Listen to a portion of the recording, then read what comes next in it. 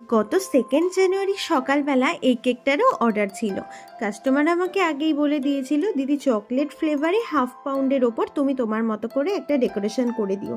আর তার আগে এতদিন পুজোর জন্য ছুটি নিয়ে নিয়েছিলাম কাজ থেকে, তখন আমার মাথায় না ডেকোরেশনও আসছিল না, যে কি ডেকোরেশন করব বা কি করব না করব কিছুই মাথায় আসছিল না। এইবারে পুজোটা আমি প্রাণ ভরে উপভোগ করেছি। আর পুজো আসলেই আমার সেই ভয়ানক 2 বছরের কথা সবার আগে মনে পড়ে, 2021 আর 2022। কাজের এত প্রেশার থাকতো, দোকানের এত প্রেশার থাকতো যে ঠিক করে পুজোটাই উপভোগ করতে পারতাম না। তবে এখন বাড়িতে থেকে নিজের মনের মতো করে, মানে নিজের স্বাধীনতায় আর কি দিন কাটাতে পারি। আর আজকের চকলেট কেকটা কিন্তু ভীষণই সিম্পলভাবে বানিয়েছি। ওপরে তো দেখতেই পাচ্ছ, গ্যানাশ ঢেলে নিয়ে তার ওপর থেকে চকলেট ক্রিম আর একটু পিঙ্ক কালারের ক্রিম দিয়ে ডেকোরেট করেছি।